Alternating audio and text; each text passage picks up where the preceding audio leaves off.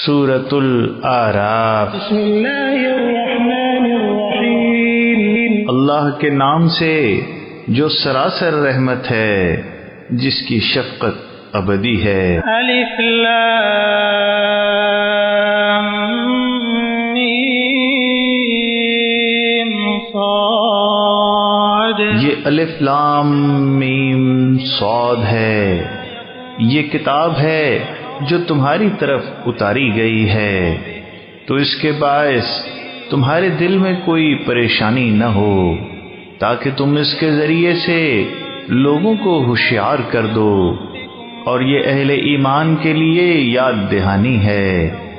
جو چیز تمہاری طرف تمہارے رب کی جانب سے اتاری گئی ہے، اس کی پیروی کرو، اور اس کے ماں سوا سرپرستوں کی پیروی نہ کرو۔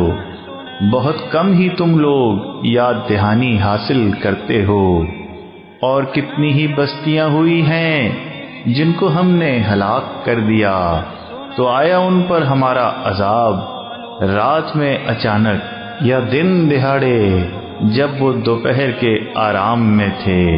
تو جب ہمارا عذاب ان پر آیا، اس کے سوا وہ کچھ نہ کہہ سکے کہ بلا شبہ ہم ہی ظالم تھے۔ سو یاد رکھو، ہم ان لوگوں سے پرسش کریں گے جن کی طرف رسول بھیجے گئے، اور خود رسولوں سے بھی ہم استفسار کریں گے، پھر ہم ان کے سامنے سب بیان کریں گے پورے علم کے ساتھ، اور ہم کہیں غائب نہیں رہے ہیں۔ اس دن وزندار صرف حق ہوگا، تو جن کے پلڑے بھاری ٹھہریں گے وہی لوگ فلاح پانے والے بنیں گے، اور جن کے پلڑے ہلکے ہوئے وہی لوگ ہیں جنہوں نے اپنے آپ کو گھاٹے میں ڈالا، بوجہ اس کے کہ وہ ہماری آیتوں کا انکار اور اپنے اوپر ظلم کرتے رہے۔ وَلَقَدْ مَكَّنَّاكُمْ فِي الْأَرْضِ وَجَعَلْنَا لَكُمْ فِيهَا مَعَايِشَ۔ اور ہم نے تمہیں اس ملک میں اقتدار بخشا اور تمہارے لیے معاش کی راہیں کھولیں، پر تم بہت ہی کم شکر گزار ہوتے ہو۔ وَلَقَدْ خَلَقْنَاكُمْ ثُمَّ صَوَّرْنَاكُمْ ثُمَّ قُلْنَا لِلْمَلَائِكَةِ اسْجُدُوا لِآدَمَ۔ اور ہم نے تمہارا خاکہ بنایا، پھر تمہاری صورت گری کی، پھر فرشتوں کو فرمایا کہ آدم کو سجدہ کرو، تو سب نے سجدہ کیا سوائے ابلیس کے، وہ سجدہ کرنے والوں میں شامل نہ ہوا۔ فرمایا کہ جب میں نے تجھے حکم دیا تو تجھے کس چیز نے سجدہ کرنے سے روکا؟ بولا میں اس سے بہتر ہوں، تو نے مجھے آگ سے پیدا کیا ہے اور اس کو مٹی سے پیدا کیا۔ فرمایا پھر تو یہاں سے اتر، تجھے یہ حق نہیں ہے کہ تو اس میں گھمنڈ کرے، تو نکل، یقیناً تو ذلیلوں میں سے ہے۔ بولا اس دن تک کے لیے تو مجھے مہلت دے دے جس دن لوگ اٹھائے جائیں گے۔ فرمایا تو مہلت دے دیا گیا۔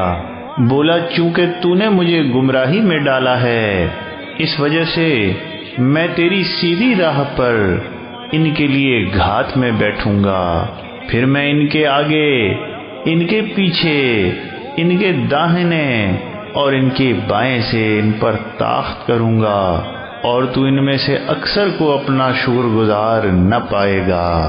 فرمایا تو یہاں سے نکل، خوار اور راندہ، ان میں سے جو تیری پیروی کریں گے تو میں تم سب سے جہنم کو بھر دوں گا۔ وَيَا آدَمُ اسْكُنْ أَنْتَ وَزَوْجُكَ الْجَنَّةَ فَكُلَا مِنْ حَيْثُ شِئْتُمَا وَلَا تَقْرَبَا هَٰذِهِ الشَّجَرَةَ فَتَكُونَا مِنَ الظَّالِمِينَ۔ اور اے آدم، تم اور تمہاری بیوی رہو جنت میں، اور کھاؤ پیو جہاں سے چاہو، بس اس درخت کے پاس نہ پھٹکیو کہ اپنے اوپر ظلم کرنے والوں میں سے بن جاؤ۔